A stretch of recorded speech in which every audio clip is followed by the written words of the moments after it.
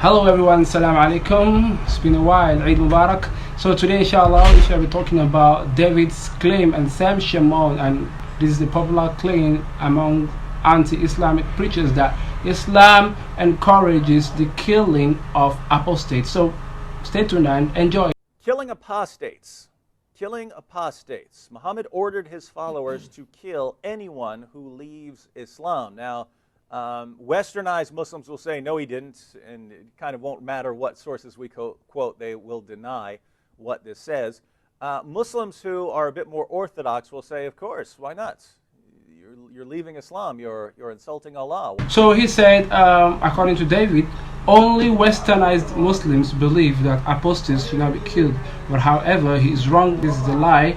All Muslim scholars, right from the 1st century AH, that is Islamic calendar, believe that apostates should not be killed except in certain circumstances, which we shall be talking about inshallah. So that was the view of Umar, that was the view of Prophet Muhammad himself, and that is the view of so many scholars today, as I shall demonstrate in this video. So let me go ahead and read you a couple of quotations, what Muhammad said about killing apostates, because again, many people don't believe that Muhammad ever taught this, and they obviously haven't read their sources.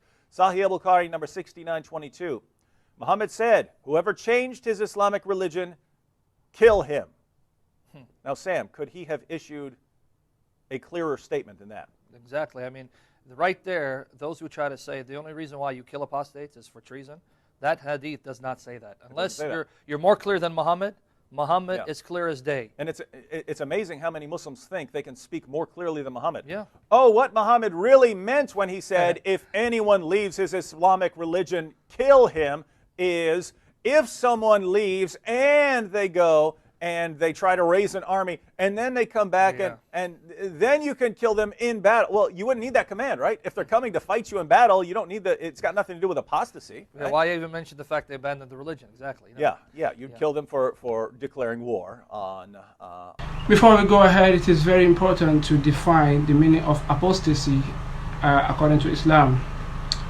Apostasy in Islam, meaning aridda or irtidad, is commonly defined as the conscious abandonment of Islam by a Muslim in word or through deed. I mean, this is very important, in words or through deeds. I want you to take note of this definition because it's going to be really useful throughout the discussion.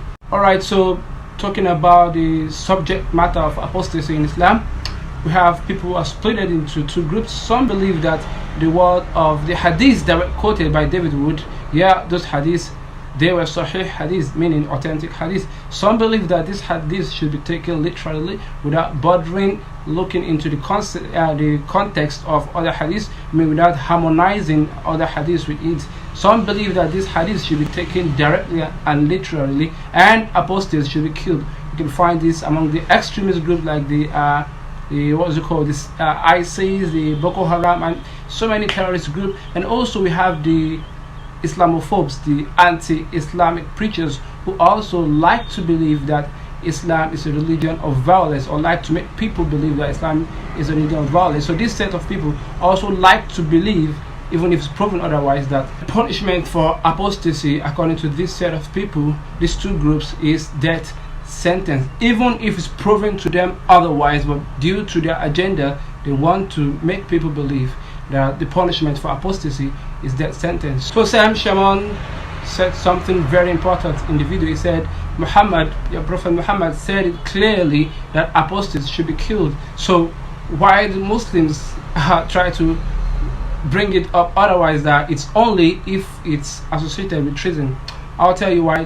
But before I tell you why, let's look at the following hadith of Prophet Muhammad. So narrated from Jabir bin Abdullah, may Allah be pleased with him, reported that a desert Arab, that's the local village Arabs, swore allegiance to Allah's messenger, that is, he became a Muslim.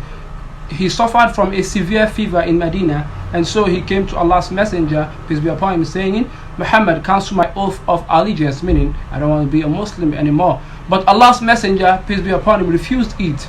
He again came and said, cancel my oath of allegiance. But he, Prophet Muhammad, refused it. He again came to him the third time and said, cancel my oath of allegiance, but he refused. The desert Arab, however, went away, cancelling the oath of allegiance himself, that is, apostatizing. Thereupon Allah's Messenger, peace be upon him, said, Medina is like a furnace which drives away its impurity and purifies what is good. So my dear listener, I want you to count with me. This is just one.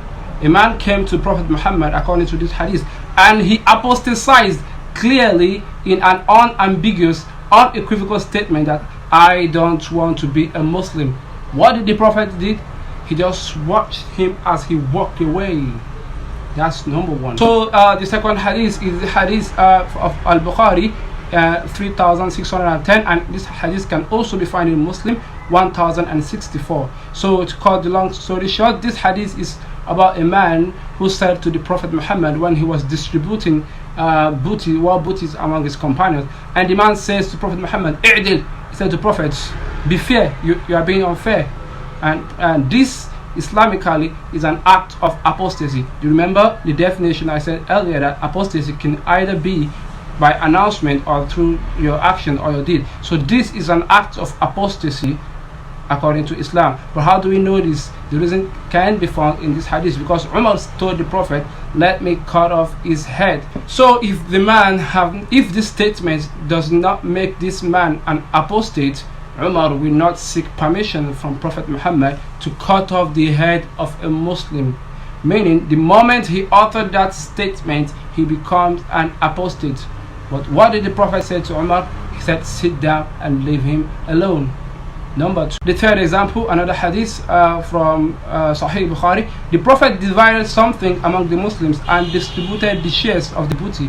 A man said, "This division has not been made to please Allah," meaning the Prophet just cheated some people. This is a clear act of apostasy.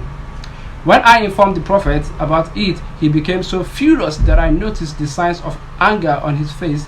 And he then said, "May Allah bestow his mercy on Moses, for he was hurt with more than this, yet he remained patient." So for the third time, a man apostatized in front of the Prophet, and the Prophet said, "I will have to be patient just like Moses." 3 different occasions. Let's go on. So another example is the story of a man called Abdullah ibn Ubay ibn Salul. This man became a Muslim when the Prophet got to Medina. So on the day of Badr, he apostatized with another group of about 300 men. Every one of them apostatized on a very crucial day, on the day of Badr, that the Muslims were outnumbered and they want to go for war. And on the battlefield, close to the battlefield, the man apostatized alongside with 300 men at a very crucial stage. But what did the Prophet do? This is an act of apostasy. How do we know this? Because Umar once again told the Prophet, "Let me go and cut off this man's head." And the Prophet said, "If I ask you to cut off his head, will you do it?"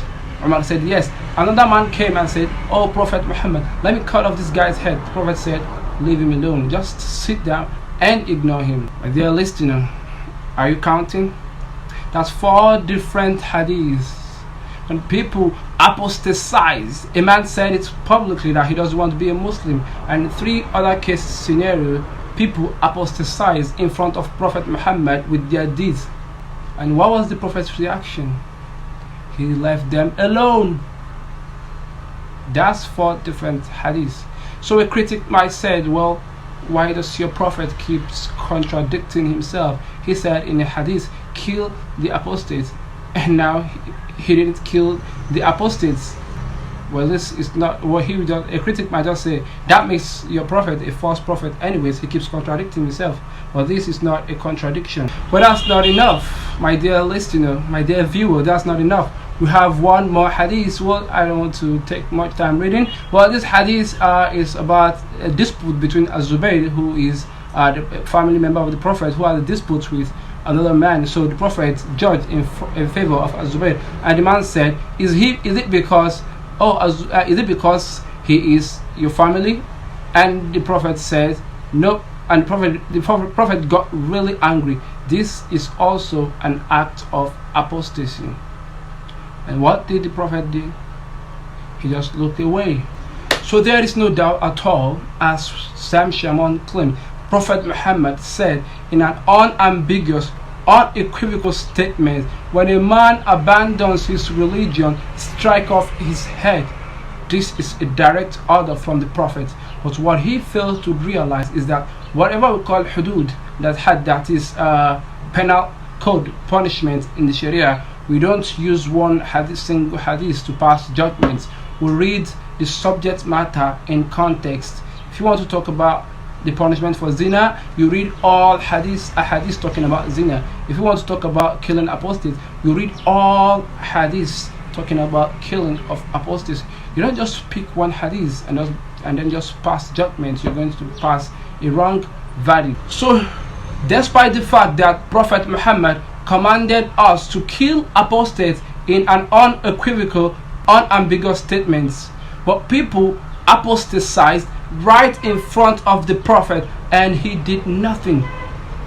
So what does this mean? How do we resolve this thing that seems like a contradiction? We use the knowledge of Islamic jurisprudence. So having talked about Prophet Muhammad waiving death penalty for apostates in 5 different situations in his lifetime, so let us not forget the fact that Prophet Muhammad did actually carried out the punishment of death penalty to some apostates.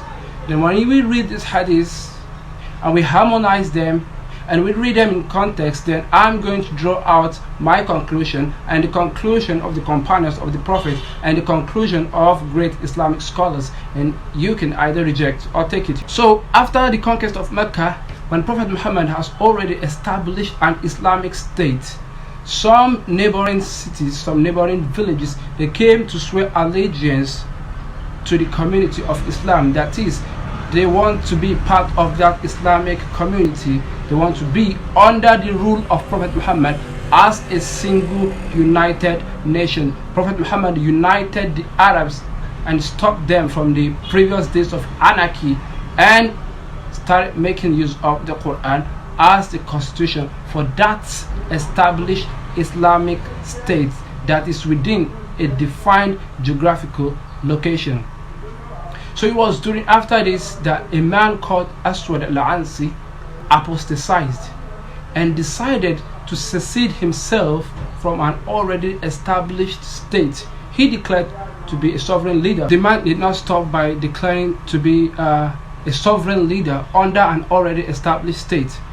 He went ahead to invade Najran and most part of Yemen, and he even killed the governor, Prophet Muhammad's governor. Prophet Muhammad was the president and he has a governor. So he killed the governor of Prophet Muhammad and killed the governor's son.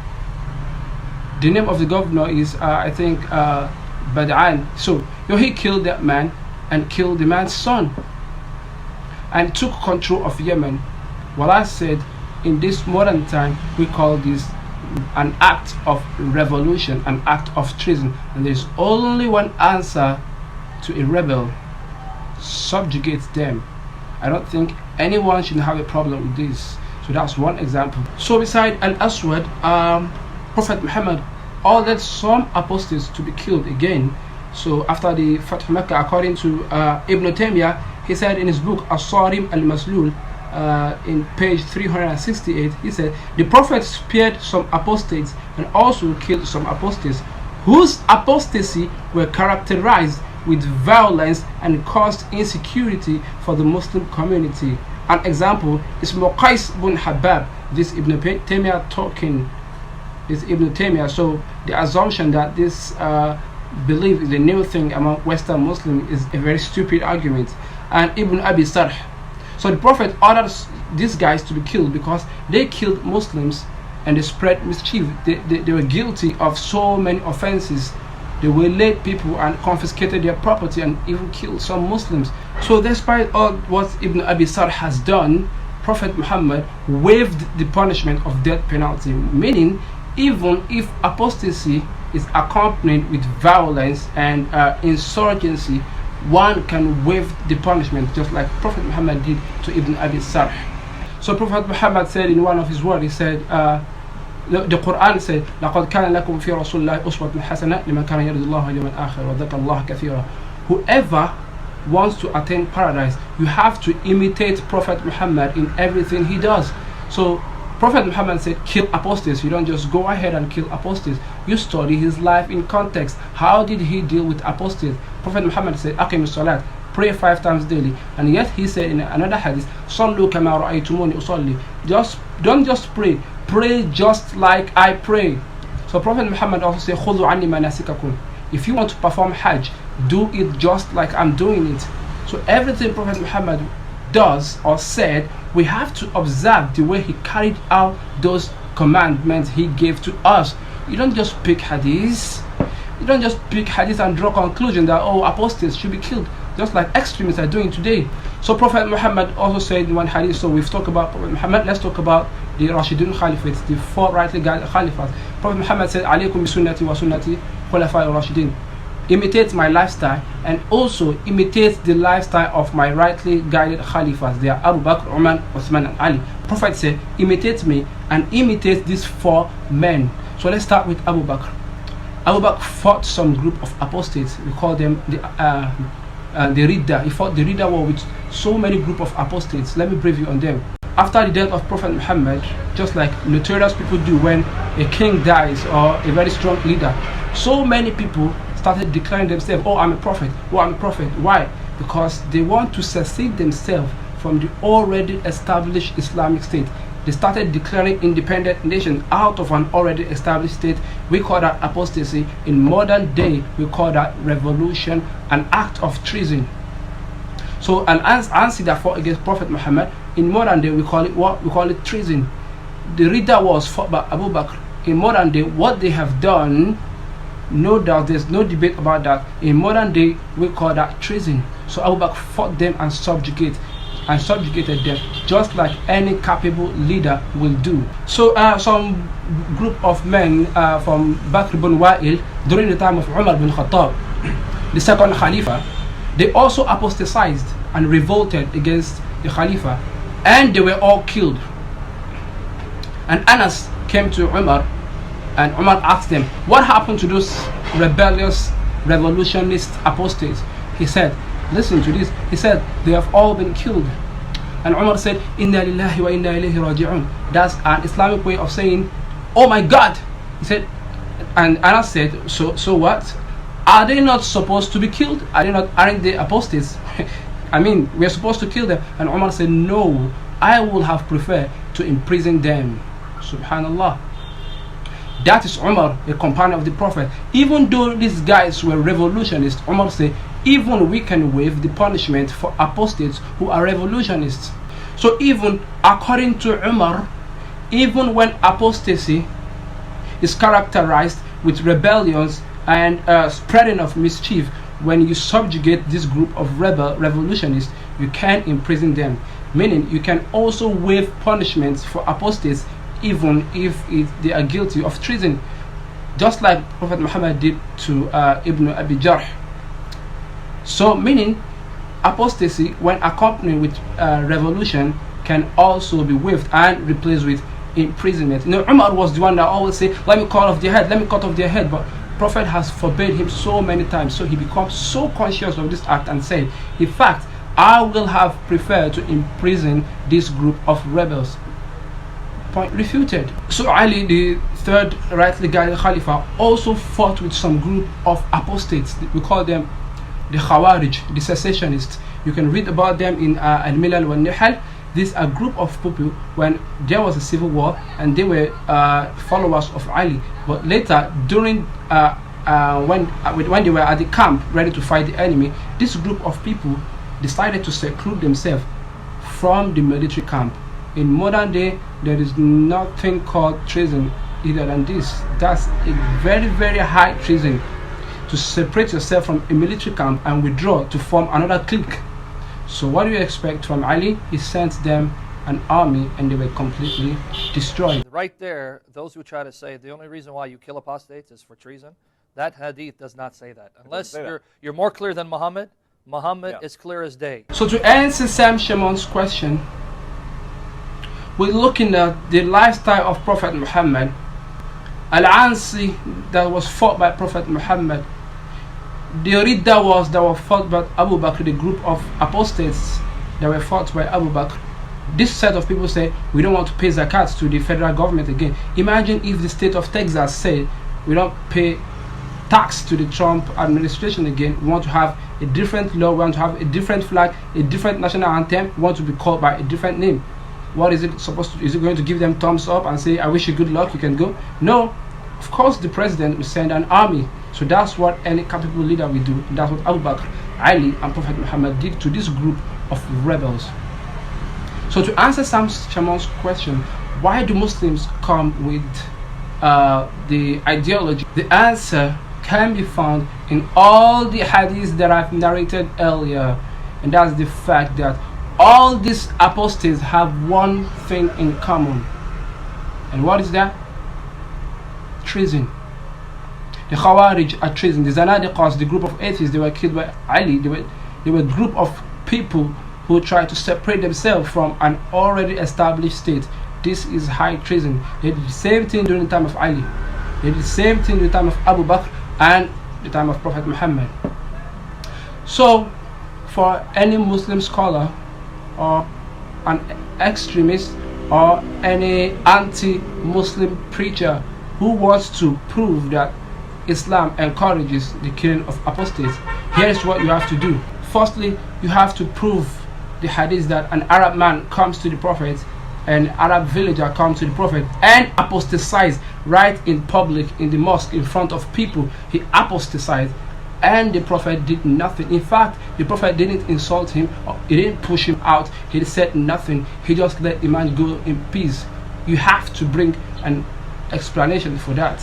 And secondly, you have to prove that all the verses of the Quran that says فَمَنْ شَاءَ فَلْيُؤْمِنْ فَمَنْ شَاءَ فَلْيَكْفُرْ, whoever wishes let him believe, whoever wishes let him disbelieve. And the verse of the Quran that says لَا إِكْرَاهَ فِي الدِّينِ, no compulsion in religions, that is, you don't force anyone to religions. And so many chapters of the Quran that gives permission to freedom of religion. You have to prove from Islamic sources, not some scholars, from Islamic sources, that these verses have been abrogated. So lastly, remember I once said in one of my earlier videos that for 95% of arguments thrown by David Woods and his guys at Islam as their reason for the rejection of Prophet Muhammad, 95% of these arguments can be used to reject Christianity.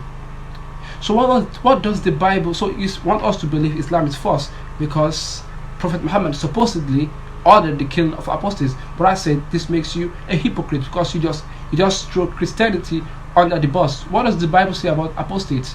Okay, so let's start with the Old Testament. Listen up.